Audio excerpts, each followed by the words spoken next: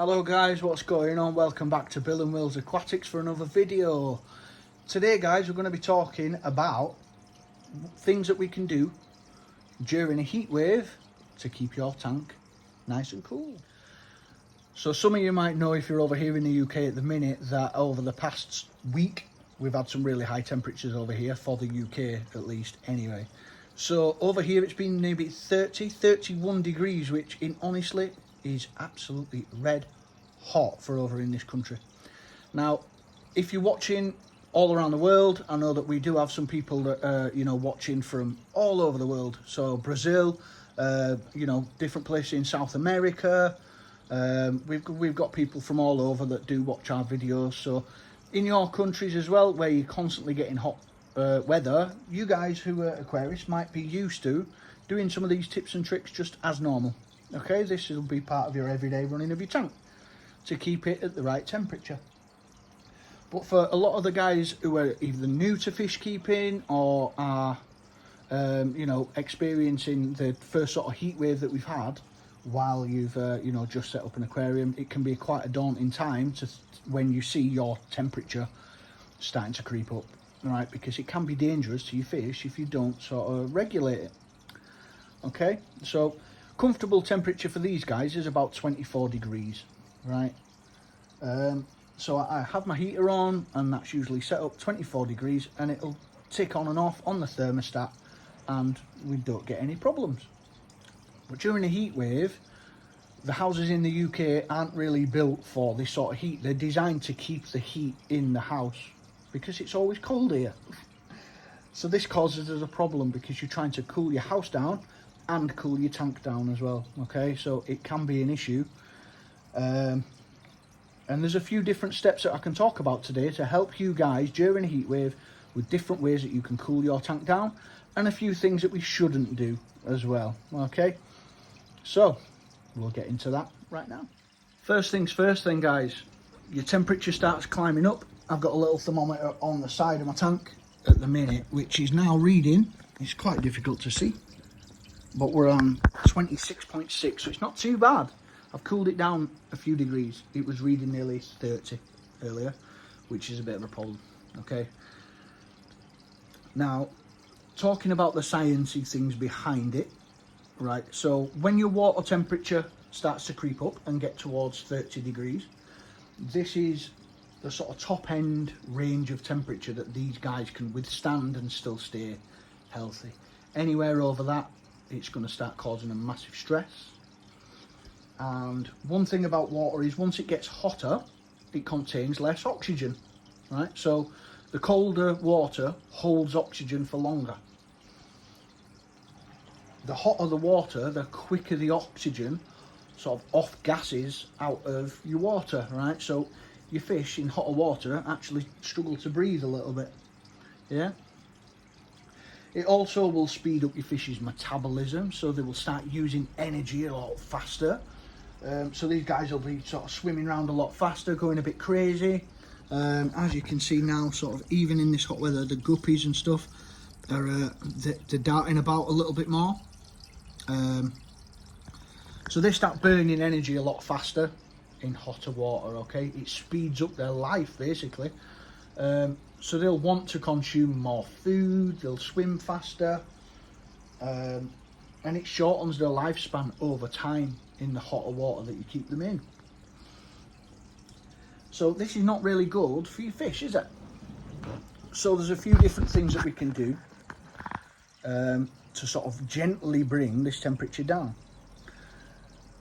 Now the main thing is, you don't want to bring your temperature down too fast, because this can shock your fish.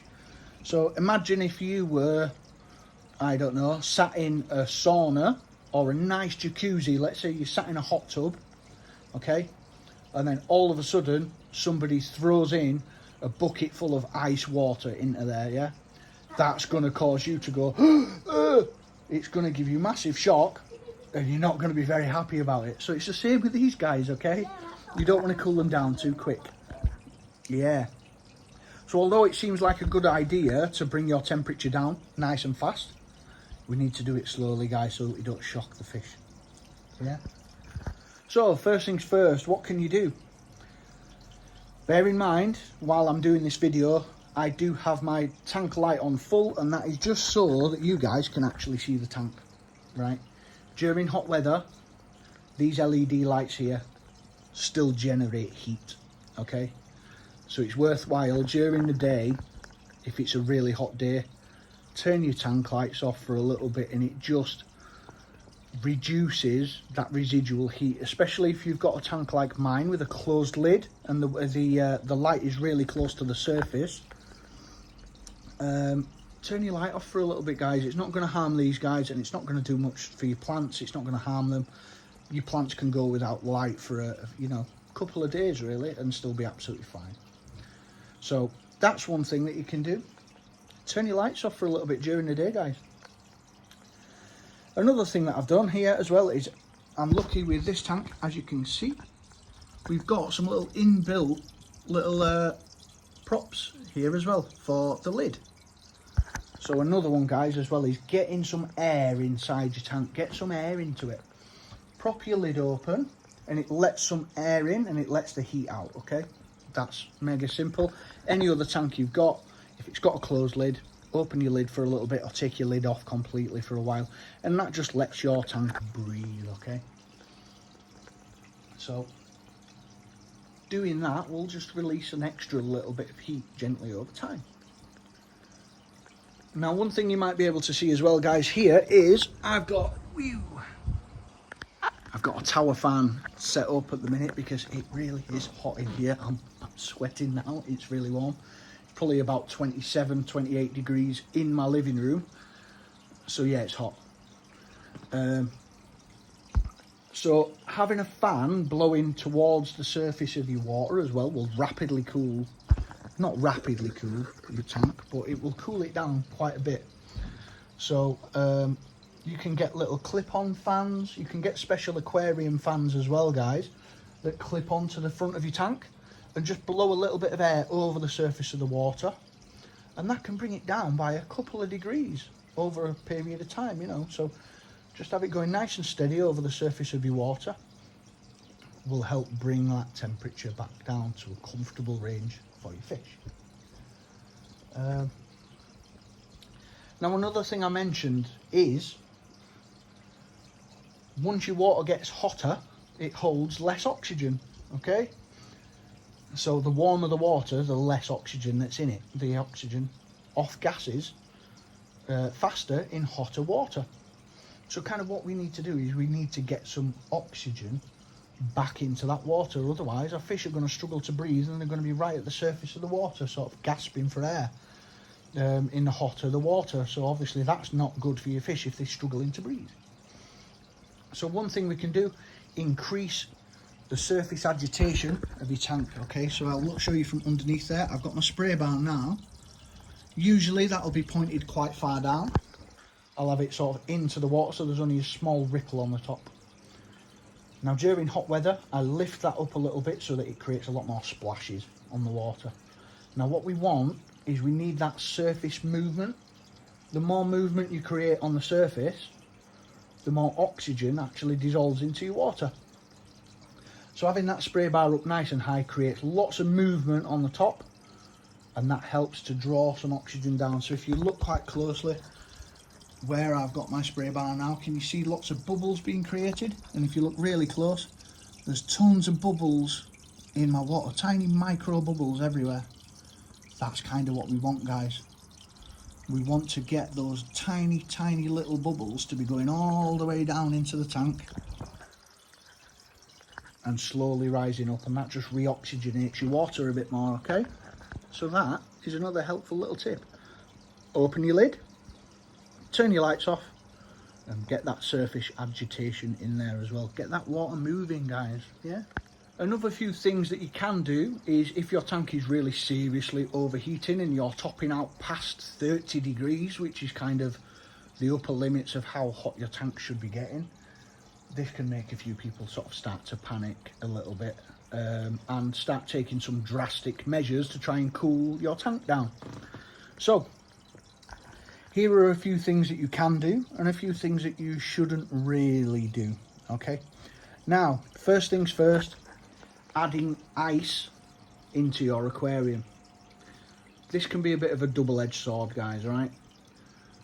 It can really help if you do it right. If you don't do it right, you can cause some problems, okay? So, if you're adding ice into your aquarium, my best tip would be, don't just plonk a load of ice cubes into your tank, right? I've seen people do this, and it works out terribly most of the time. So if you think you plonk an ice cube into here, and that ice cube is just floating around and starting to melt. Well, as the ice cube starts to melt, it creates like a pocket of cold water, all the way around that ice cube. So you've just got a one patch of extremely cold water, and the rest of it is still warm. Now your fish go up and they swim through that cold little pocket of water that's like just above freezing, and that will shock your fish massively. They're going to be like, they're going to be, yeah, it's not going to be very nice for them swimming from 30-degree water straight into water that's about 3 or 4 degrees. That's a massive temperature change all of a sudden for the fish, right? And it's going to shock them, which can result in you losing fish. So I would advise not to just put ice cubes straight into your tank, right? It will bring the temperature down quite quickly, but you're creating lots of different cold pockets all around your fish tank, which can be harmful to your fish. So I'd advise, guys, if you're going to add ice into your tank, it can be a good idea. This can really bring your temperature down. It's not always a bad thing. Try and get a little bottle, if you can, and freeze it the night before, right? Preferably, what you want to be doing is using your tank water. Use the water that you've already got in there and freeze that, right? So that when you put that in your tank, if it were to leak for whatever reason, you know you're not leaking anything that's not treated into your tank. So if you just freeze tap water and that leaks, if you've got a big bottle in there and that water's just sort of melting out into your thing, you've got to remember you've probably not dechlorinated that water when you froze it. And I know, especially with ice cubes, if you're putting them in, nobody dechlorinates ice cubes. It's just tap water usually, which again can be harmful to your fish. Use your tank water, guys. Freeze that, stick it in a bottle and freeze it overnight. So when you're popping that in, what you really want to be doing is, for me, what I would do is I've got a sump filter at the back, okay? So I've got a little compartment at the back of my tank there, just behind the spray bar. You can barely see it. I'd probably pop that ice in there so that the fish haven't got direct contact to that cold water, that immediate cold spot that's around it. And then that colder water, where it's in with my pump, will then circulate through, and that cold water will be sort of dissipated a little bit more. It'll spread out around the tank and gradually bring that temperature down, okay? But keeping the ice in a separate compartment if possible. That would be a really good way for me to bring this down a couple of degrees. That'll really help. So another thing that you can do as well is, if you're thinking it's getting mega hot and you do want to cool it fairly quickly, guys, do a water change. Changing the hot water out for some slightly cooler water is going to help bring that temperature down, isn't it? So doing a water change is always beneficial. It's always good for your tank anyway. Obviously make sure you dechlorinate your water, do the things that you would usually do.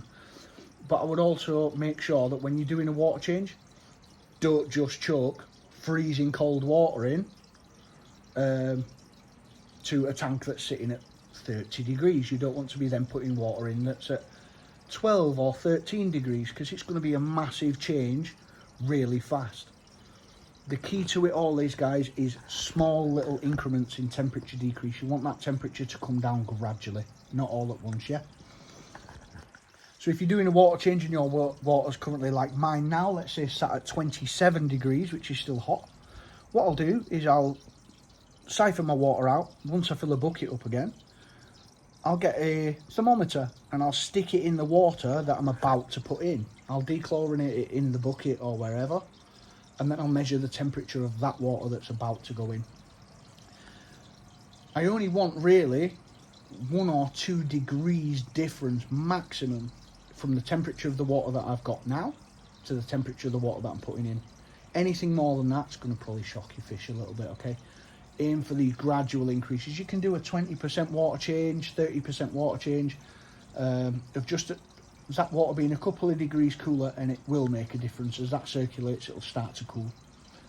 So that's a really helpful way to do it. Just do a water change, guys. Small incremental water changes at a time to gradually bring that temperature down. This is the main message. Bring your temperature down slowly.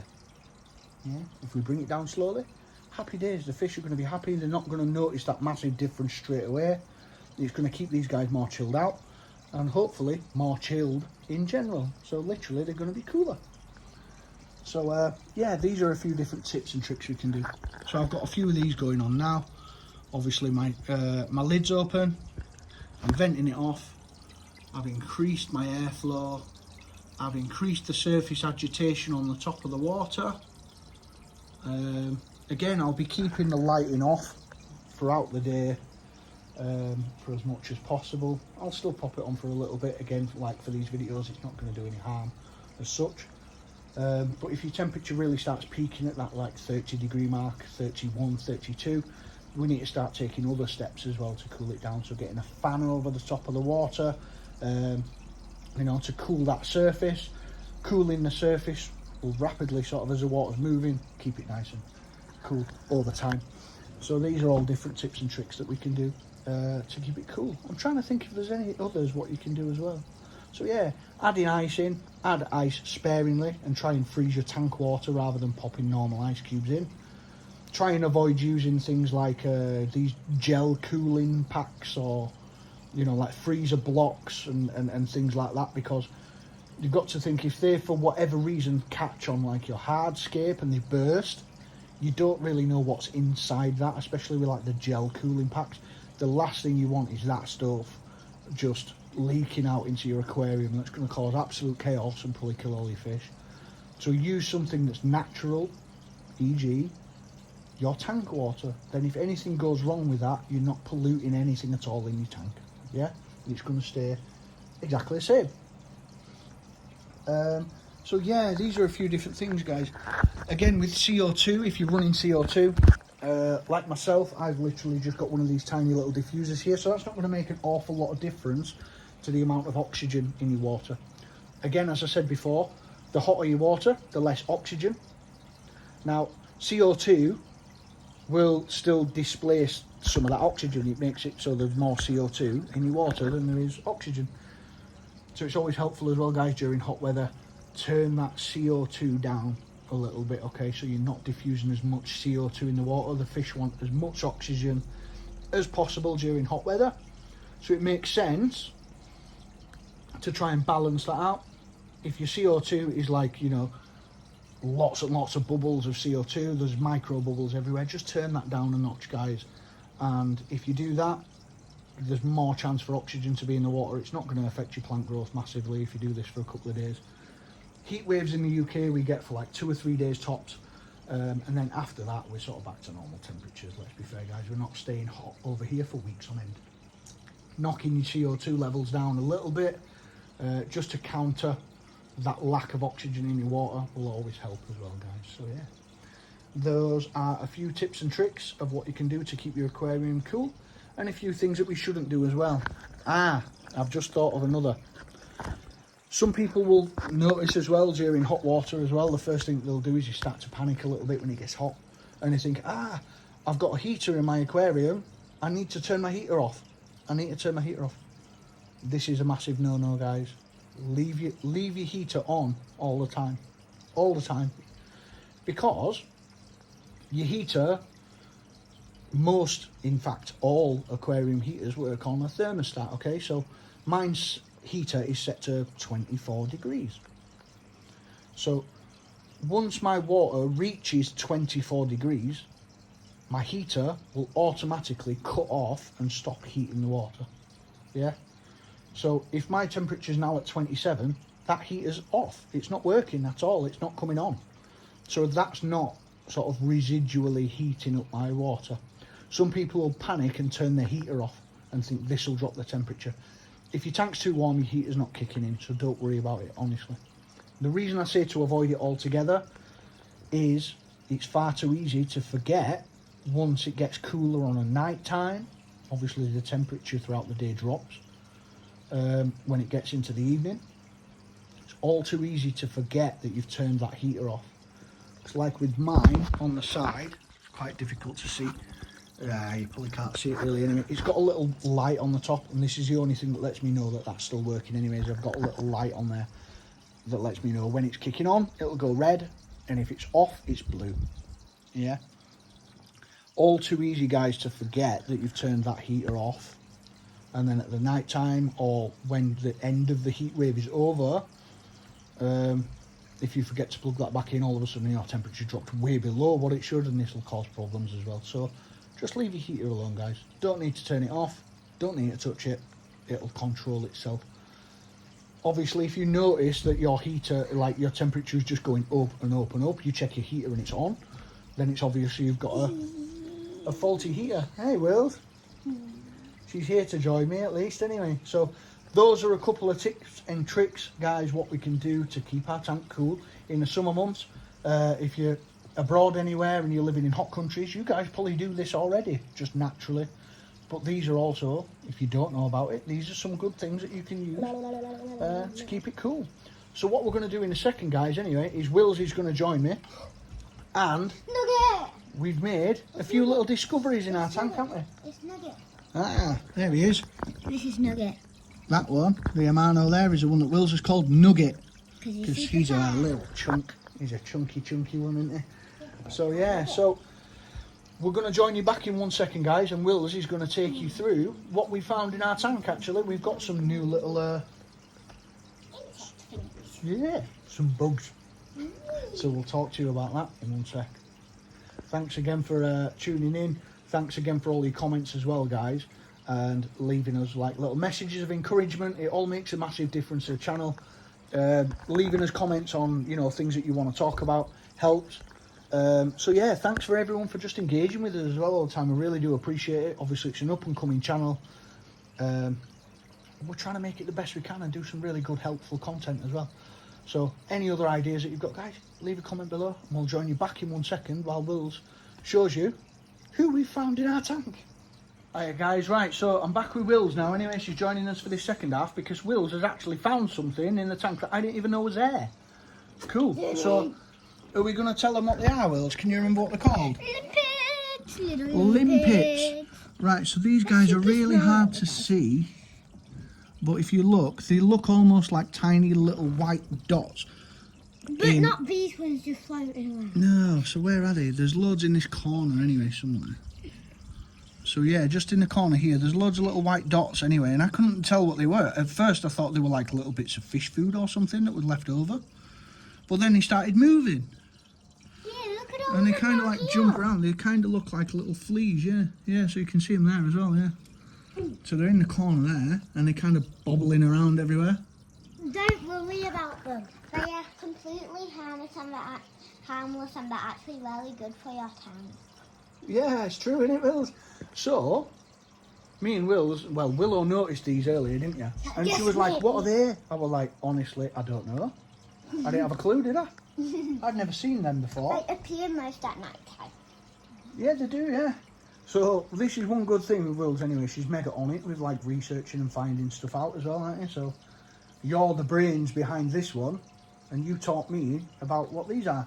And then I thought it's useful to try and tell you guys what they are, because Wills found out we looked for a picture of them first to compare it, and I thought there was something else called scuds. I've heard of scuds before, but I've never heard of these guys anyway. They're called limpets. Limpets. Yeah. The little things So we that found live the in your picture. armpit. Live in your armpit. I hope they don't. I'd be definitely worried if they were living in my armpit. I'm glad they're in the tank and not anywhere else though, because they look a bit weird, don't they? They're like fleas. They look like little white fleas that just sort of jump about. So, yeah. So I don't claim to be an expert at aquariums, guys. I'm just a fish keeper that's done a good amount of research, and you know, I just like looking into different things. And when I found these, I panicked at first. I thought, oh no.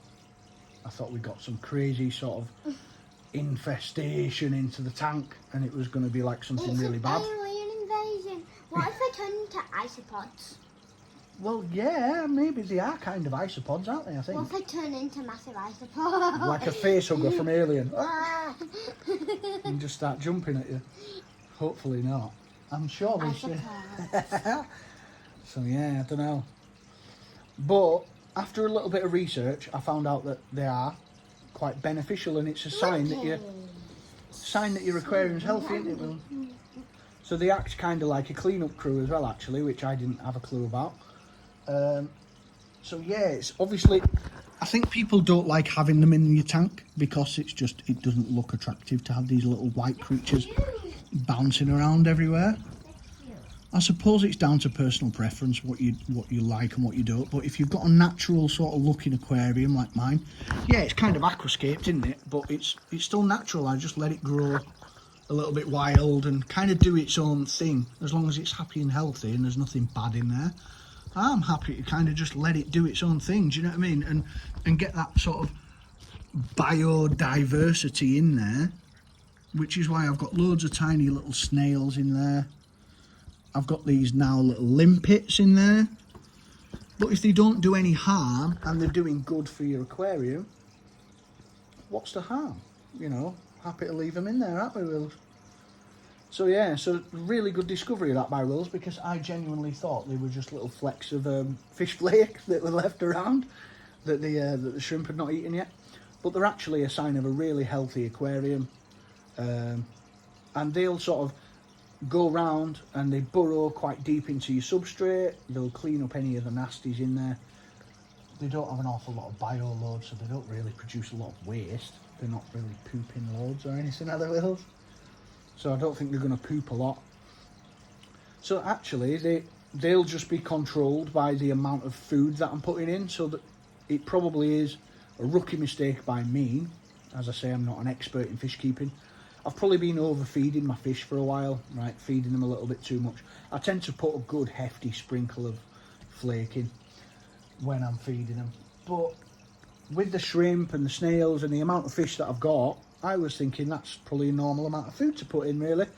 So all I'll do is, if I don't want these guys to sort of absolutely run riot and spread like mad, you can control them by just controlling the amount of food that you feed your fish. So this is a lesson learned from me. If I want to control the amount of these guys that I'm getting and the amount of snails and things like that, is just to feed my fish a little bit less. I'm probably just overfeeding them a little bit at the minute. But yeah, that's why. I know, it's difficult not to overfeed your fish, isn't it? Sort of when you can tell that they're hungry. It's just, I suppose it's working out just how much food they need. I only feed them once a day. But yeah, I've got sort of an explosion of these little guys in here and an explosion of snails at the minute. So I don't mind them being in there, but I just still need to control their population, I suppose.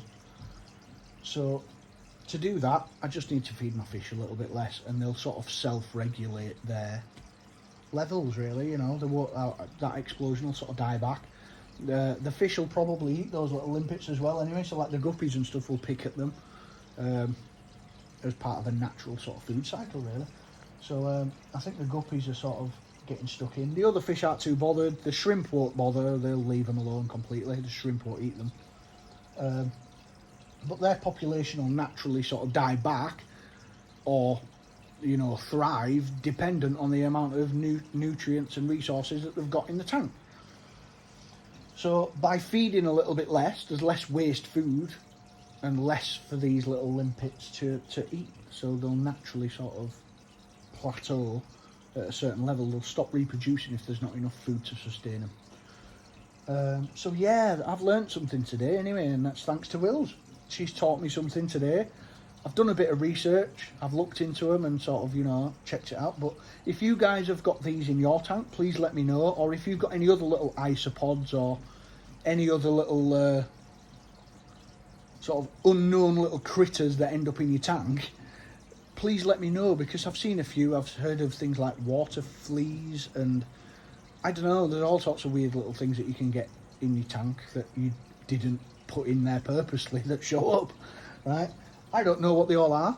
I don't know what they do, and sometimes I don't know if they're good or bad. So again, my advice to you guys is just do what I've done. If you don't know what it is, you can take a picture of them and post it and see if anybody knows what they are, or Google it, you know, ask ChatGPT or whatever and find out what these things are, because we want to know ultimately, are they good for our tank?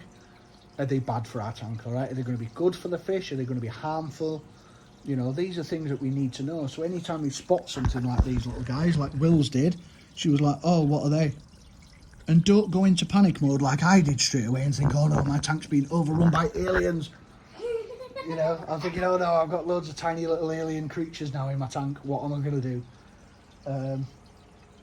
Calm down, Google it, and, you know, find out if they're good or bad. If they're bad, don't change too many things all at once, guys, right? Just do one little step to remove them at first and remove it gradually over time. This is the main thing with your aquarium.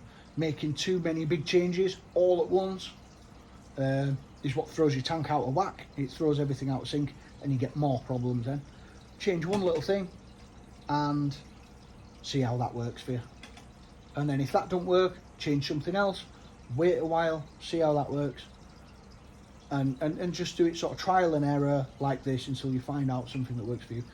So I found if I want to reduce these guys down, yes, there's two things that I can do that aren't going to make massive changes. I said change one thing at a time, whereas I can do two things that aren't going to affect my tank much. And that is, first of all, feed my fish a little bit less. Easy. Just sprinkle a little bit less flaking or a little less food when I'm feeding my shrimp or my fish. The second thing I can do as well is when I'm doing a water change, I tend not to vacuum the bottom of the gravel. Well, the gravel, it's aqua soil anyway, so when I've got aqua soil in there, I tend not to vac it because I'm vacuuming out a lot of the nutrients and I'm disturbing the soil a bit too much if I decide to vac it. So it kind of throws up all the soil everywhere, the soil gets a bit murky and breaks up a little bit, whereas I want to keep it these nice little round balls of soil that you have in there. So I tend not to vacuum the surface of the aqua soil. I want those nutrients to go down and feed my plants. One thing I can do with these guys though is if there is too many of them and they start becoming an eyesore and they become pain, I can just gravel vac them out of there. These guys will just get sort of soaked up with the normal gravel vacuum. I can just push that onto the very surface you know, of the soil, and that'll remove them. Another thing you can do as well is like we do when we feed the shrimp, we like to feed them cucumber every now and again, don't we, Wills? Feed them some cucumber every now and again. These little limpets will be drawn to that anyway, so what you can do is on a night time, when it's dark, pop your cucumber in then, and on a night time is when they're going to come out. They don't like to highlight them and stuff as much, they stay in shady places. But pop your cucumber in on a night time and leave it in there, and then once you're up early in the morning, before your lights come on, they're probably going to be all over that cucumber. Then you can just lift that cucumber out and throw it away, and that will reduce your population down a bit. So that's another thing that I think I can do. That's a good way if you've got extra snails in your tank as well, like mine. I've got Malaysian trumpet snails.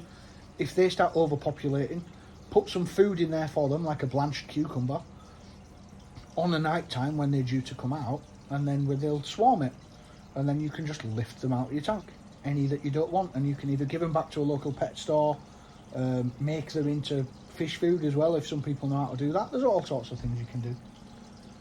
So yeah, if any of you guys have got limpets or any other little, I don't know what they're called, little isopods or cephalopods or whatever they are in your tanks, and you don't mind them being there, you know, then let me know in the comments, you know, what they are, you know, and what you're doing about them. Are you leaving them? Are you happy for them to be there, or are you trying to remove them? This is all mega good stuff and mega good knowledge that we all need to know as aquarists, and if we don't share this information, then you don't know, do you? So yeah, congratulations to Wills for finding these little fellas in there. Anyway, it was a good little find, something that I had no idea about. I'd not looked that close at my soil. They seem to have only sprung up over the past couple of days as well, so they seem to have come out of nowhere. A bit crazy, but yeah. So thanks again for joining us today, guys. Feel free to drop us any comments below about anything we've talked about today, about keeping your aquarium nice and cool during a heat wave, or about any of these little guys that you find in your tanks as well. Every little comment makes a difference. Every time you you know, drop us a comment, leave us a like, Please subscribe. it helps us out. And as Will says, please subscribe. So yeah, drop us a subscribe, guys. We'll get back to you with some more content soon. And thanks again for joining us at Bill and Will's Aquatics. See you later.